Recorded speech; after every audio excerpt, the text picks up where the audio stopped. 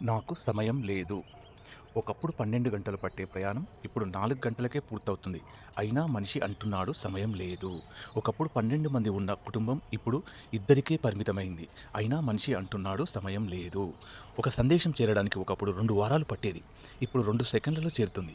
అయినా మనిషి అంటున్నాడు సమయం లేదు. దూరంగా ఉన్న వారి ముఖం చూడ్డానికి ఒకప్పుడు సంవత్సరాలు పట్టేవి. ఇప్పుడు సెకన్లలో కనిపిస్తుంది. అయినా మనిషి అంటున్నాడు సమయం లేదు. ఇంట్లో తిరగడానికి ఒకప్పుడు ఎంతో శ్రమ పడేది. ఇప్పుడు లిఫ్ట్‌లో క్షణాల్లో పూర్తవుతుంది. అయినా మనిషి అంటున్నాడు సమయం లేదు.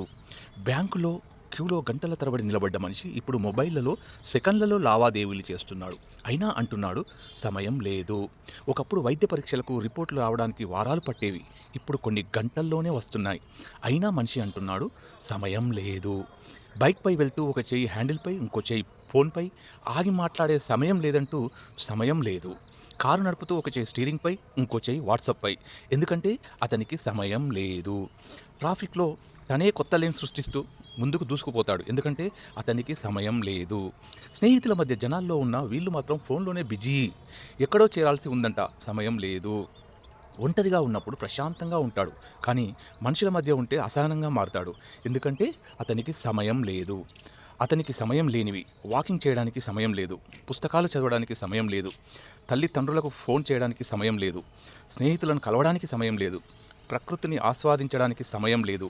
కుటుంబంతో ఉండడానికి సమయం లేదు. భోజనం చేయడానికి సమయం లేదు. నిద్రపోవడానికి సమయం లేదు. కానీ వీటికి మాత్రం సమయం ఉంది. ILP, Netflix, WhatsApp, Instagram, Facebook, YouTube మరియు ఇతర సోషల్ మీడియాలోని అర్థం లేని రీల్స్, అనవసర రాజకీయ వాదనలకు సమయం పుష్కలంగా దొరుకుతుంది. వాస్తవం, ప్రపంచం సులభమైంది. సాంకేతికత దగ్గరైంది.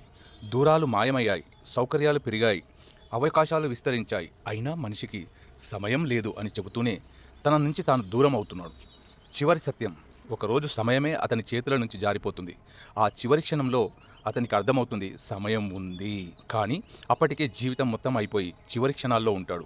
అప్పుడు ఎంత సమయం ఉన్నా వృధా.